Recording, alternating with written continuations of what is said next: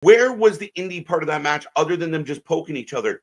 They are like, where were the fucking moves? Like, do some moves, jump off the cage, do something cool, exciting.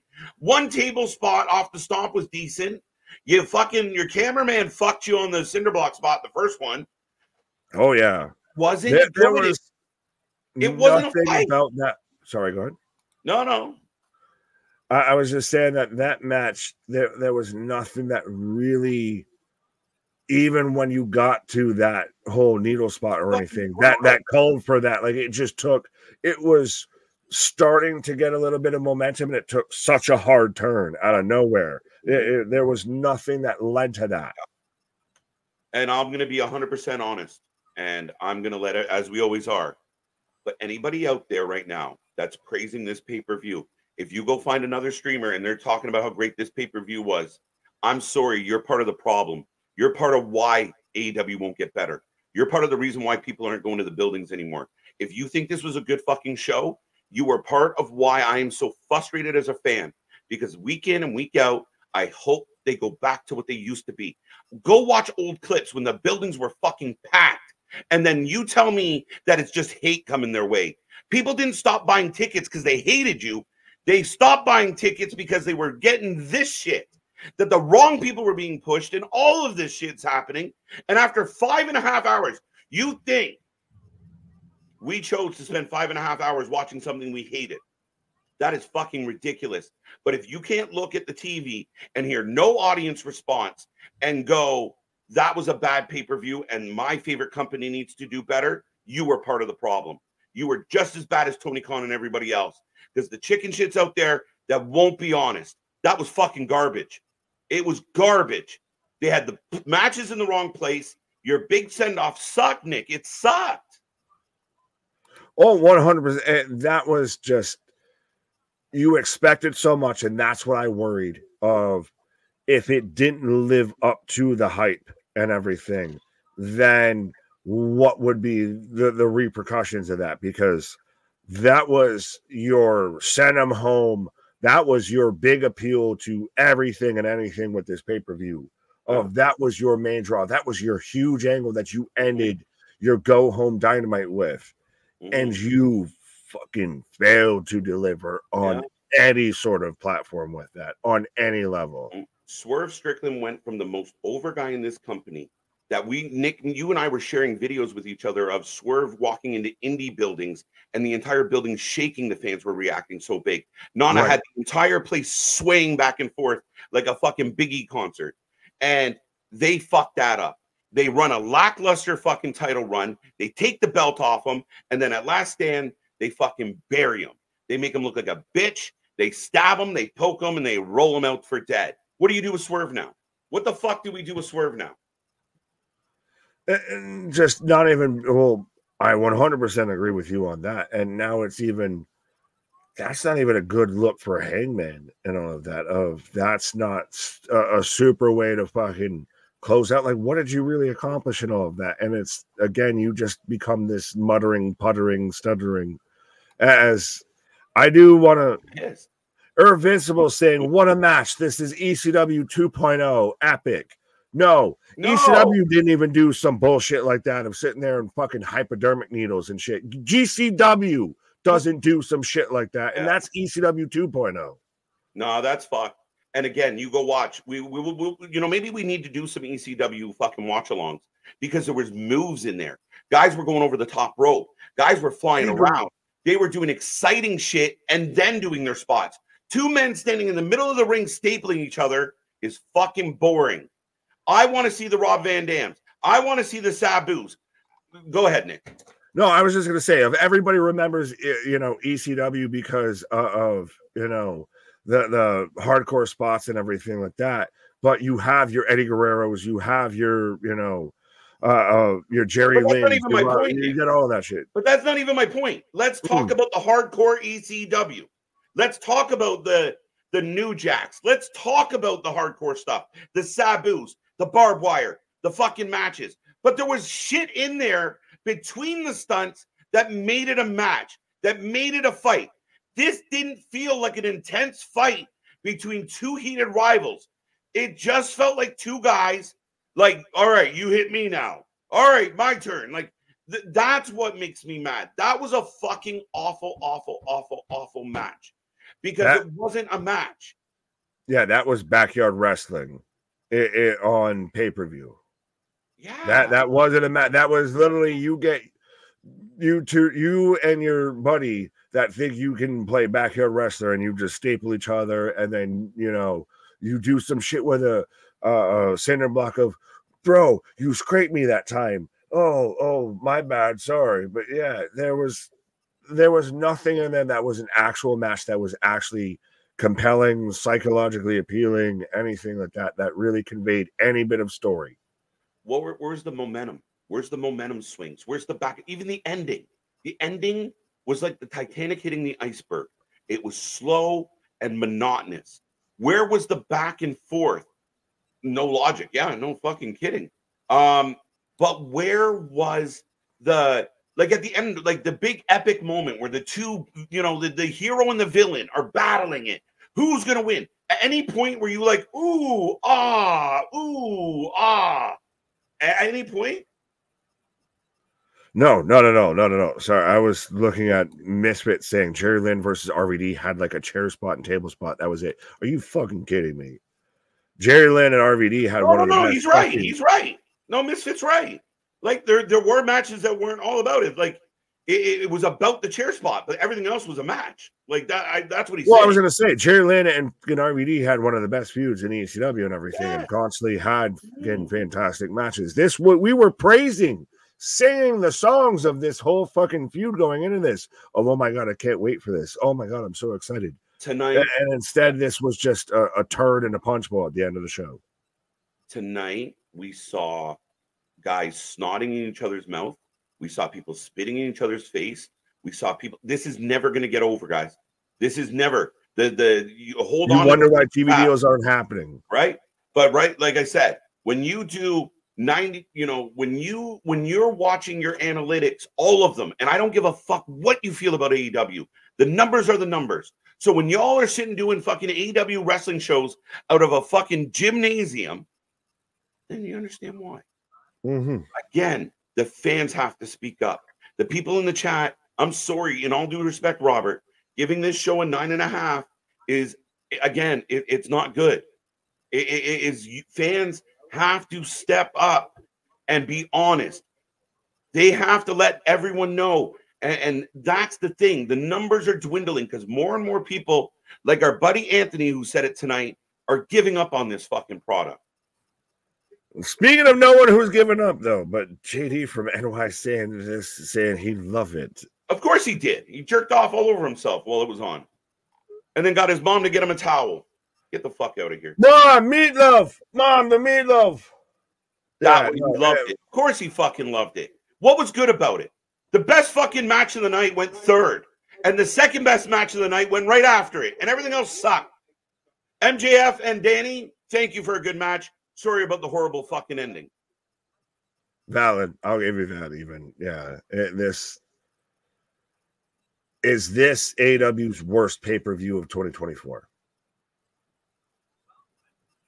Dynasty wasn't bad. All In was solid. Revolution wasn't bad. That was the end of Sting. I'm trying to remember what else has so far happened this year. Double or Nothing wasn't bad. This is my biggest disappointment as a wrestling fan in 2024. And I've covered a lot of these streams. This is the most I've been disappointed by something. We praised it. We were excited for it. We wanted to see it. And I don't care what JD from New York or anyone else out there says. You are full of fucking shit. And the building was dead silent. So if this was so cool, tune in on Monday and you'll see what a crowd does. When the crowd is going fucking ballistic and fans out there going, oh, this is shit and this is boring. Yeah, but the 10,000 people that paid money loved it. So if you want to be a part of the small pocket of sickos, fine, but keep it to yourself.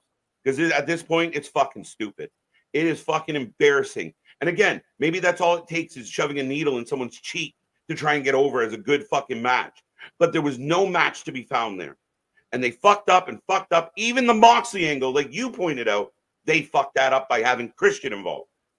They over-exaggerated with that. This is just... this is the definition of like that fucking pig flying with Homer of it's got a little Moxley, it's still good. It's got a little fucking fucked up cage match, it's still good. Oh, he just poked him with a fucking syringe, it's still good. Like that's, and especially you were instantly like, that's, you knew right there, that's it, that's done, we're done here, this is it. You have gone too far with this, and you nailed it on the head of 100%. That's why we don't have there's not TV deals fucking clamoring around here. That's why there's not advertisements and fucking sponsorships and shit like that floating around. I know, cool, we can have a fucking chair and everything like that to sit there and watch this bullshit in, and you can pay fucking through the fucking nose for it. But you're not having a pay-per-view that's on a fucking top network and everything, that's sitting there, got people getting stabbed in the fucking cheek with syringes, and then just getting destroyed with a chair shot, and that's the end of your show. After, like you even put out, there was no build to it. There was no match going on. It was throw you into here, throw you into there. I throw you over there, you throw me over there. That's all it was. I love the Mox angle. I would have saved it for Dynamite. Misfit, I don't disagree with that. I'm not a big fan. Like, pay-per-views are either to end feuds or have something that kicks off a feud, and then the odd feuds are going to continue past it. But when you're doing heavy angles that you should be doing on your boring-ass Wednesday show, that's a problem. Well, Anthony Ferguson saying, how can Discovery Warner even think about giving Tony Khan a TV deal after the snake oil product was put out? Man, I like, dude, we got here today pre-show and we looked at each other and we were like, man, let's fucking go. We were so jazzed for this pay-per-view. And if you guys don't believe us, go back to the beginning. And I know some of you have been here for all 5 hours and 40 minutes of this stream so far. Right. We didn't come in here going, fuck AEW, fuck AEW.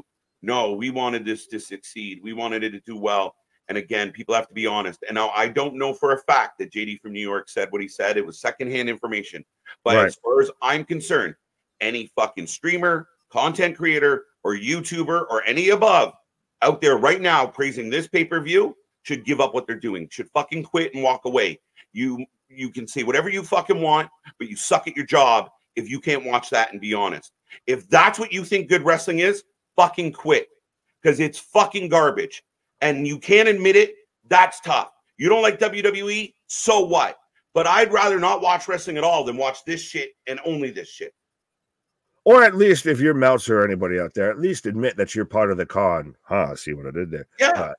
It's, you either admit that you're biased, and it is what it is, but there is no salvaging, there is no saving grace for this. There is no, you can't even get by. Like, we All In got by a little bit because of its last match and because of its surprises versus anything in ring.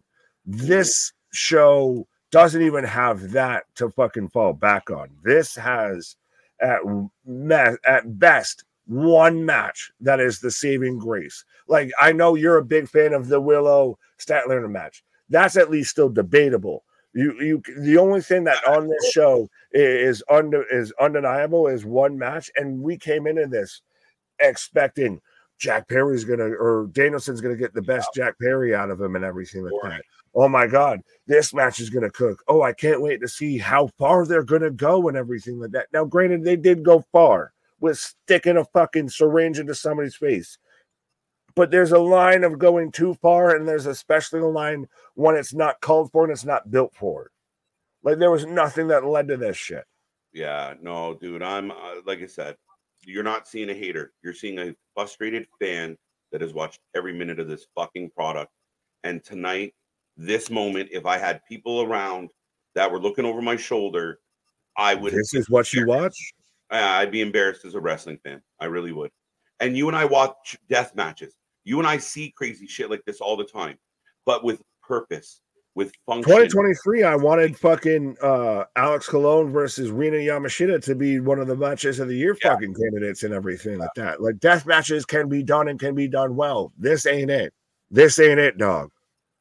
Right? Later on, Boston. But yeah, no, man, if you guys think that was a good cage match, if you guys think that was a good lights out match, there is a library of matches we could show you that show you. And again, everything like you talked about Cologne and Yamashita, like they did big spots, but there was wrestling moves in there. They were thrown. How many punches got thrown in that match tonight? In the main event, maybe you could maybe count it on a hand, if not, that's crazy. Maybe get 2. Right? Like if me and you were fucking, if it's a blood feud and we hate each other, you think you're throwing punches on sight. No, here, man, take the stapler. Right, but that's where you do all that shit because you've done that in every match before because you get other chops in the forearms and everything in every other goddamn match.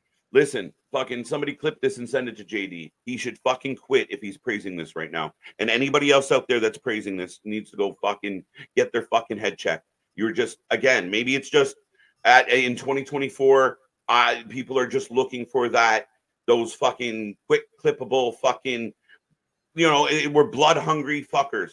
But it didn't go well. It was not entertaining. It was boring. 10 seconds of a show does not make a great pay-per-view. Even if you want to hang it on, they went super extreme with it. No, from top to bottom, this was not at all. JD called the main event a classic, had the balls to compare it to Triple H versus Rock. Get the fuck out of here. I want someone to clip this and send it his way because I can't because he blocked me because he's a pussy. Fair enough. But from New York, that is embarrassing. That is a fucking joke. That match is not a classic. It was boring. The fans sat on their hands for most of it. There was no fucking build. There was no back and forth. It was just a fucking you hit me, I hate you. It was fucking boring. And if you can't admit it, you're part of the fucking problem. And I don't. You've exposed the grift. That's what it is. At this point, now you can really see. You're Neo in the Matrix now, everybody. If you can see who's doing the fucking grift, shuffle and jive and everything of how can I, stay alive and how can I suck off the teat of the one TK and all of that versus actually calling a spade. And this is not at all of even whatever 3 letters that are in front of it, because even trust me, half of this stream we were taking shots at WWE too. This is just bad wrestling. This was a bad show. This is something that you sit there and you charge $50 for it for a bad show that at best, honestly, and I know it's going to pain you to hear this because you're such a big fan of Ospreay versus Pac. You could have done that as a Dynamite pay-per-view or a Dynamite main event right there. So your best match of the show could have been a Dynamite main event. And that's a whole fucking pay-per-view. Yeah. And Gilly, thank you for making this comment. I know you're trying to get bro. No, exactly. I was trying to save this and I was trying to praise it. Okay. The Danielson match is going to make it better. Oh, the lights out match might save it. It didn't. You fucking you're right. I praised it. This isn't bad. MJF Garcia wasn't that bad. The Bucks match sucked, but Willow and Ospreay back-to-back matches cooked, and I stood for that. As a fan, I'm like, this is okay. And the final 2 matches murdered this pay-per-view. And exactly what you said. I was trying to fucking build it. I was trying to give it love. I was trying to be positive. But that main event fucking sucked. Well, we were going good. We had the Ospreay Pac match and everything, and then the Willow Statlander match after that was all right. And then that match was the second best match. You keep saying was all right. Maybe did you go for your pause during that match? Because that match was fucking excellent. That match, those 2 women kept the crowd alive. They were the only 2 matches that the crowd was completely into from start to finish. Fair enough. Well, and that's the match that you thought when we were arguing about the Ospreay Pac match that was going to die a death then. So thank you for making my point. No, it was the Mercedes match. We both thought the Mercedes match was but that wasn't the next match. That was the match down the road. And that match died a death. You thought it was going to be the next match. Willow and Statlander overachieved. Willow and Statlander actually did a good job of maintaining the crowd. That dead spot we got came 1 match later than I anticipated because Statlander and Willow, who are 2 of the best women in your division, who aren't even fighting for belts, got fucking buried. And I don't care what anyone says. The minute you put that Ospreay match 3rd, I called it out that they were going to kill the pay-per-view, and they fucking did. And Right. it never got better after that. And that's going back to Gilly's whole comment about how, and he even said the last two matches were ass, but how we anticipated though that was okay. So we're going to be building to the final 2 acts here. You've got a title match that should over deliver because you've got Danielson and Jack Perry, and that instead just got weird and had the fucking Moxley angle with the Christian thing that was just convoluted for no reason at all.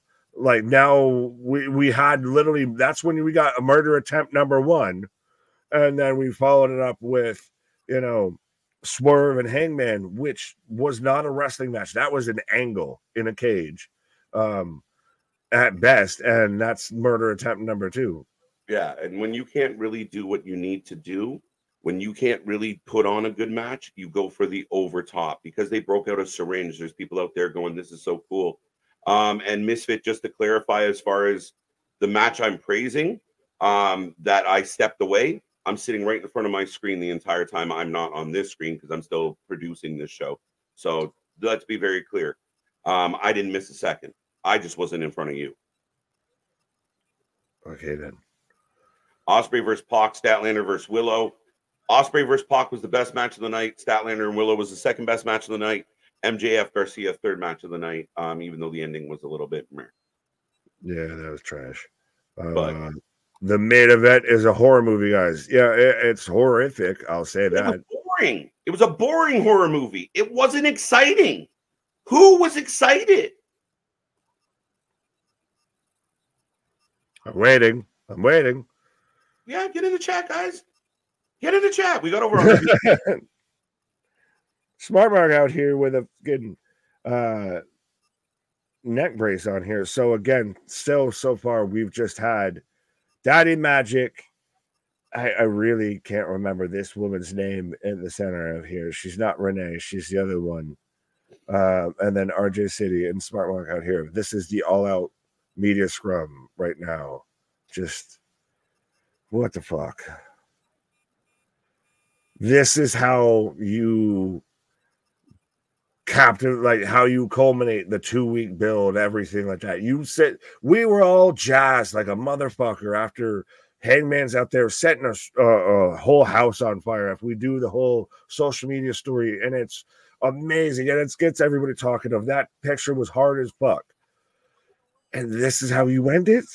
This is what you follow it up with. I'm officially calling out JD from New York, man. We got to find a time and place to debate this out, man. And you think you're fucking, you're Mr. Oh, I call it the way it is. No, when you see the fucking people in the IWC overwhelming you with opinion, you fucking cower and you go with them. And then when the minute they do something else like this, you jump right back on that fucking bandwagon. Listen, I will go toe to toe with that motherfucker all day long. You convince me that was a good show, that was a classic. That is fucking boring wrestling, and people should know better. It was kind of caca. And yeah, I don't have time for racist midgets, so you can have that. That ain't even what I'm mad at. It's fucking embarrassing. It's embarrassing that a grown-ass man could get on there and go, that was a classic, like Rock and Stone Cold. That's fucking embarrassing. Well, the thing was Triple H Rock. Mm-hmm. And yeah, no, well, it's funny that you mentioned Hulk Hogan with that, man. But yeah. Mm-hmm. Man needs a high chair to do a podcast. You can have that. Apparently, in modern wrestling, all you need to do is just show up to the do absolutely nothing, and then pick a few high spots. Pick a few, like, we set something on fire. Best pay-per-view ever. You know, you can have a shit pay-per-view, but Sting retired at the end. Even though we fucked up Sting's retirement, best pay-per-view ever. How is every pay-per-view the best pay-per-view ever? How is every time we walk down this road, it's the best thing ever? Because every show is the best show ever, too. Of delusion is grandeur. Dude, again, we praise the show. Go back and run the tape. And I even tried 3 hours into this stream, like Gilly pointed out. You know what? This isn't bad, guys. This isn't bad. 2 out of 4 is not bad. Well, unfortunately, it became more 2 out of 8. The Bucks, Hangman, Perry, the Danielson, the people closest to Tony Khan are burying this company. And 2 years from now, this company won't even be a fucking thing. I don't think it. I would say that just because checks will clear. But eventually nobody will be in the building. Well, no, it's gonna be. Well, it's gonna be. It won't be aired on a network again. If I'm Warner Discovery, and we still haven't signed anything, Tony's out there, and I hope that I can say confidently we'll be on Time Warner, blah blah blah. But there's nothing on paper. There's nothing signed. And you pulled this shit out? Oh, we're gonna talk about some shit. You every day they strive further and further away from actually having a TV deal signed. Yeah, 100%. I mean, at the end of the day, man, it's fucking brutal. It's and again, sign the deal, and everyone's going, oh, that makes us the second most lucrative. Like, it's again, you are throwing up shit that doesn't need to be said. Because it's like, again, you're in a race by yourself. Who are you competing against for that second spot? Nobody.